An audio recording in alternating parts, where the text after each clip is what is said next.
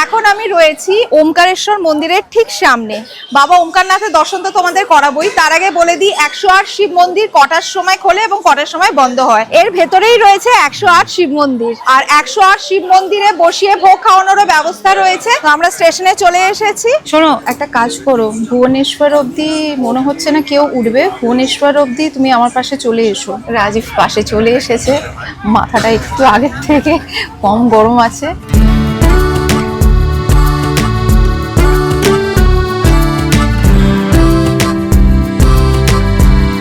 Hello everyone, welcome back to the channel. আমি Srabanti and good morning from Puri. আশা করি তোমরা প্রত্যেকেই খুব ভালো আছো, সুস্থ আছো। আমরাও খুবই ভালো আছি। আজকে আমরা পুরী থেকে কলকাতায় ফিরে যাচ্ছি। তো এটা আমাদের খুবই শর্ট একটা ট্রিপ ছিল এবারে। পুরীর ট্রিপটা বা শর্ট ট্রিপ হলেও আমরা ভীষণ এনজয় করেছি। আর প্রতিবারের মতো ফেরার দিন আজকে আবার সেই মনটা খারাপ লাগছে। সকালবেলা ঘুম থেকে উঠে আবার এই সমুদ্রটা অনেকক্ষণ মন প্রাণ ভরে দেখলাম। কাল থেকে তো আর এই ঘুম থেকে উঠে চোখ খুলেই সামনে এই সমুদ্রটা দেখতে পাবো না।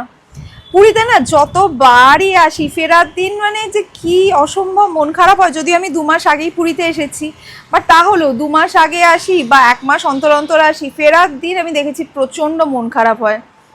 যাই হোক, কি করা যাবে, আর ফিরে তো যেতেই হবে। আবার প্রভু যবে টানবেন আবার নিশ্চয়ই আসতে পারবো।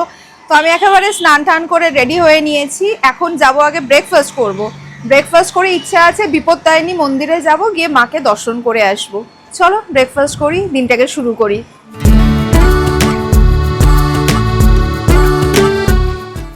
ব্রেকফাস্ট করে রাজীব চলে গেছে রুমে, ও একেবারে রেডি হয়ে নেবে। আর আমি এখন যাব কি বিপত্তারিণী মাকে দর্শন করে সোজা হোটেলে ফিরে আসবো।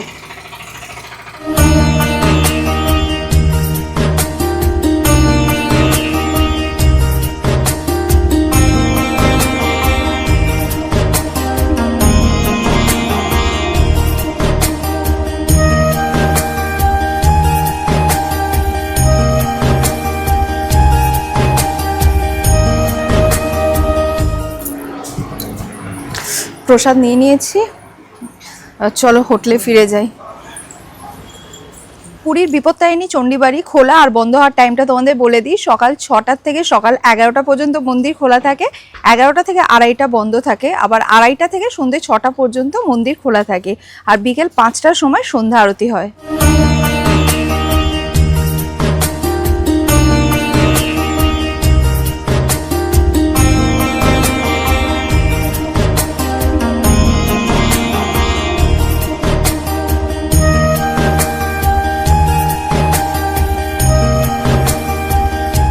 আমি এখন কোথায় এসেছি বলো তো?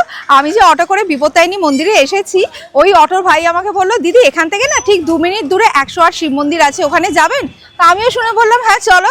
তো আমি এখন চলে এসেছি 108 শিব মন্দির। আমি এর আগে কখনো এই মন্দিরে আসিনি, এই প্রথমবার এলাম।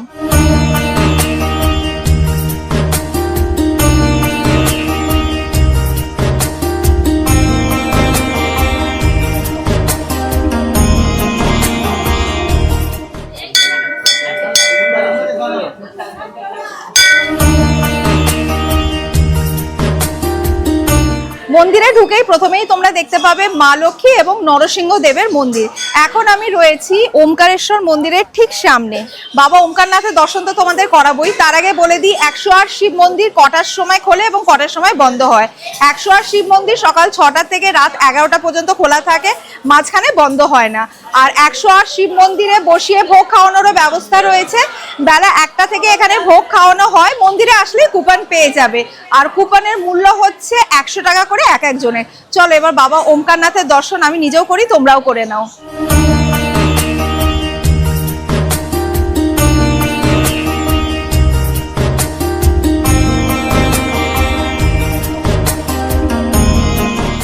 এখানে একটা যজ্ঞ মণ্ডপ রয়েছে এবং ভেতরে আরো প্রচুর দেবদেবীর মন্দির রয়েছে। এবারে আমি তোমাদেরকে নিয়ে যাব 108 মন্দিরের দিকে। চলো, এর ভেতরেই রয়েছে 108 শিব মন্দির।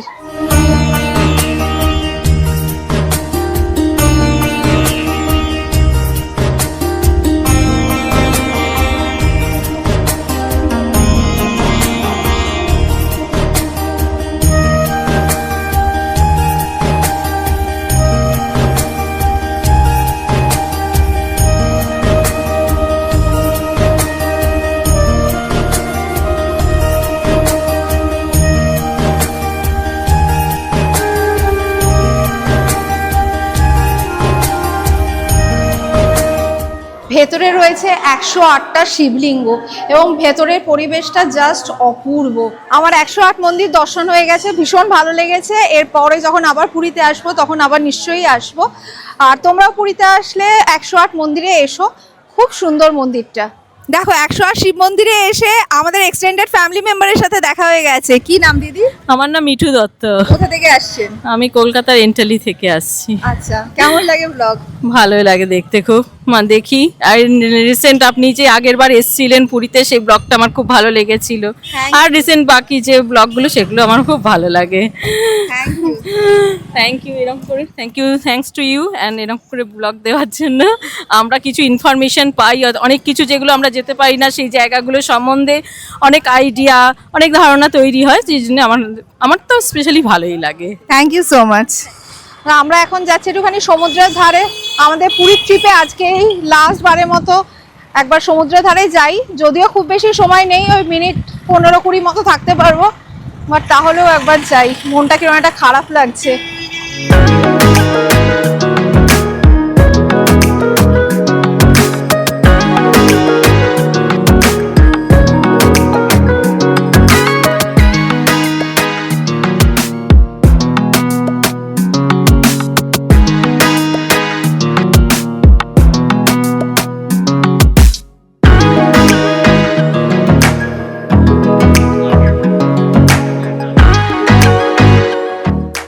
চলো এবার ফিরে যাই নাকি হোটেলে? হ্যাঁ, যদিও একদমই ফিরতে ইচ্ছা করছে না। এখানে সবাই দেখছি স্নান করছে সমুদ্রে, এখানে নানান রকমের ওয়াটার স্পোর্টস হচ্ছে, একদমই যেতে ইচ্ছা করছে না। বাট যাই হোক, কিছু আর করার নেই। 15-20 মিনিট বলেছিলাম, বাট আধ ঘন্টা মতো ছিলাম, এবারে না ফিরলে দেরি হয়ে যাবে। সো চলো আমরা এবার চেক আউট করে যাব। আমাদের ট্রেন আছে 1:40-এ। হ্যাঁ, আমরা আজকে বন্দে ভারতে ফিরছি। এবার যেহেতু পুরী আসার প্ল্যানটা আমরা একদিন আগে বানিয়েছিলাম, তো পুরী আসা কোনো ট্রেনের টিকিট তো আমরা পাইনি, বাট ফেরার টিকিট পেয়েছি। এবার ফেরার টিকিট বন্দে ভারতে পেয়েছি চেয়ার কারে। এক্সিকিউটিভ ক্লাসে কোনো টিকিট অ্যাভেলেবেল ছিল না। এবার আজকে সকালবেলা যখন স্টেটাস চেক করছি বন্দে ভারতে, তখন এক্সিকিউটিভ ক্লাসের বেশ কয়েকটা সিট খালি আছে দেখাচ্ছে। তো এই লাস্ট মোমেন্টে যদি আমাদের চেয়ার কারের টিকিটটা ক্যান্সেল করে দিই, তাহলে কোনো টাকাই ফেরত পাবো না। তো সেই জন্য আমরা ঠিক করেছি যে একেবারে ট্রেনে উঠে যখন টিটি আসবেন, যেহেতু এক্সিকিউটিভ ক্লাসে বেশ কয়েকটা সিট খালি আছে, তো ওনাকে রিকোয়েস্ট করে দেখবো, তাতে যে এক্সট্রা টাকাটা লাগবে সেটা ওনাকে দিয়ে দিয়ে আমাদের সিটটা আপগ্রেড করিয়ে নেবো। এটাই আর কি প্ল্যান আছে, দেখা যাক সেটা হয় কিনা। তো যাই হোক, এবার তো চেক আউট করে যাব। আর চেক আউট করার আগে জগন্নাথ দেবের মন্দিরের চূড়াটা তোমাদেরকে একবার দেখিয়ে দিচ্ছি, তোমরা দর্শন করে নাও।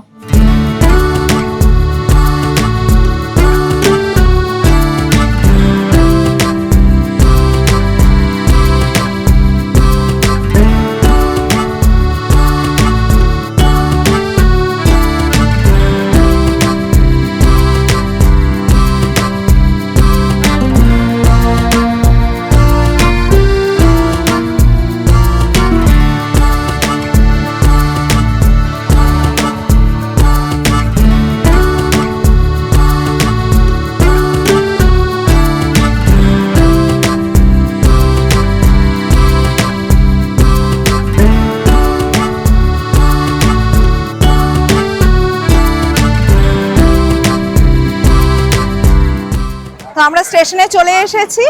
আর এই যে কালকে যে উৎকল তন্তুজ ভবন থেকে ছবিটা আমাদের দিয়েছিল জগন্নাথ দেব, বলরাম আর সুভদ্রা, তো নিয়ে যাচ্ছি সাথে করে জগন্নাথ দেবকে। চলো।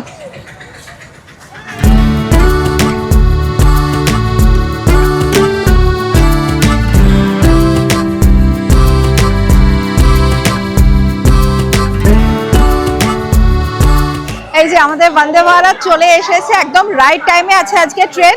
আর বন্দে ভারতের সাথে এখনো কিন্তু সেলফি তোলার ক্রেজ কমেনি। রীতিমতো এখানে আমি দেখছি ভিড় জমিয়ে সবাই সেলফি তুলছে বন্দে ভারতের সাথে।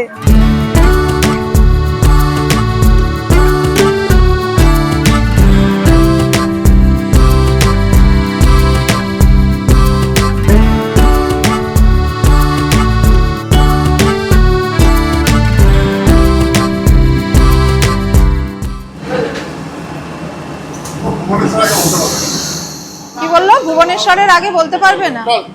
রাজীব গেছিল টিটির সাথে কথা বলতে, যাতে আমাদের সিটটা এক্সিকিউটিভ ক্লাসে আপগ্রেড করা যায়, বাট টিটি বলেছেন যে ভুবনেশ্বরে আগে কিচ্ছু বলা যাবে না। তো এখন ভুবনেশ্বর অব্দি যাই, ভুবনেশ্বরে গিয়ে জানতে পারবো কি হলো না হলো।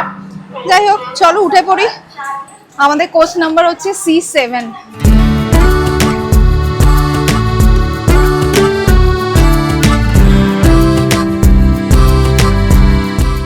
আমাদের দুটো সিটের মধ্যে একটা সিট এখানে পড়েছে মিডলে, আর আরেকটা সিট পড়েছে এখানে আইল সিট।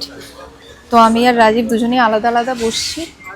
শোনো, একটা কাজ করো, ভুবনেশ্বর অবধি মনে হচ্ছে না কেউ উঠবে, ভুবনেশ্বর অবধি তুমি আমার পাশে চলে এসো।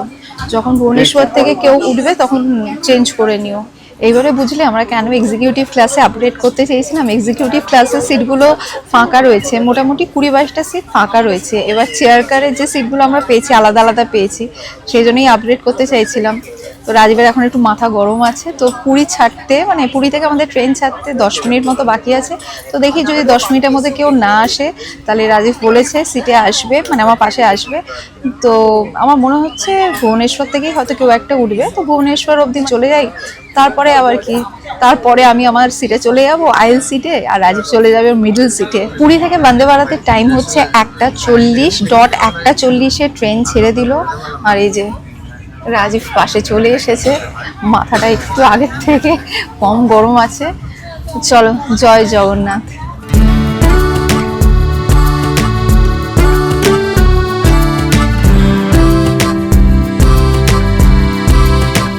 ট্রেন ছাড়ার সাথে সাথে একটা 1 লিটারের মিনারেল ওয়াটার আর একটা নিউজ পেপার দিয়ে গেল। আমার চোখে তো সকলই শোভন, সকলই নবীন, সকলই বিমল, সুনীল আকাশ শ্যামল কানন, বিশদ যোজনা কুসুম কোমল, সকলই। ট্রেন ছাড়ার মিনিট 15 পর লাঞ্চ দিয়ে গেল। তো চলো তোমাদেরকে দেখাই লাঞ্চে কি কি রয়েছে। লাঞ্চে রয়েছে পিস পোলাও, ডাল, চিকেন কারি, পরোটা, এখানে একটা আলু মটরের সবজি রয়েছে, টক দই, পিকল, সল্ট, আর এখানে রয়েছে কাটলারি। আর এখন দিয়ে গেল আইসক্রিম।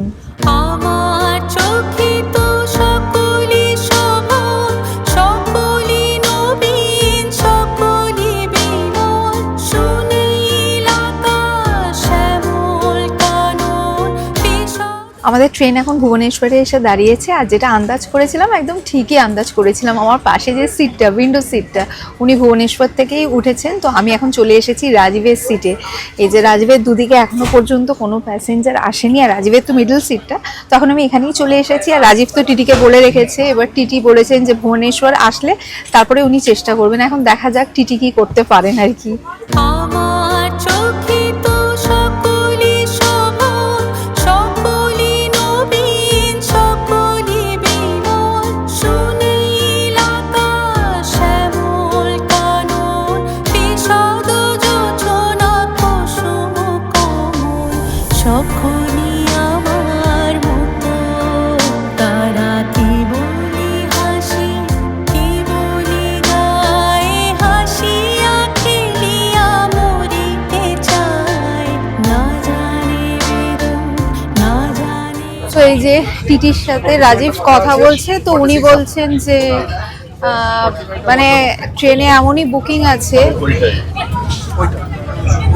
এই ট্রেনে এমনই বুকিং আছে যে উইন্ডো সিটি সবাই নিয়ে নিয়েছে।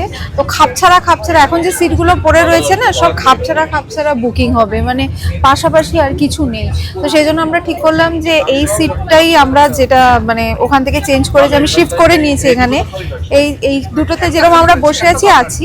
আর উইন্ডো সিট মানে আমার পাশে যে উইন্ডো সিটটা রয়েছে, উনি উঠবেন পরের স্টেশনটা থেকে, মানে ভদ্রক আসছে, ভদ্রক থেকে উনি উঠবেন। তো এটা তখন খালি ছিল, এবার ভদ্রক থেকে উনি উঠবেন। বাট ঠিক আছে, এখানে আমরা এখন কমফর্টেবলি হয়ে গেছি।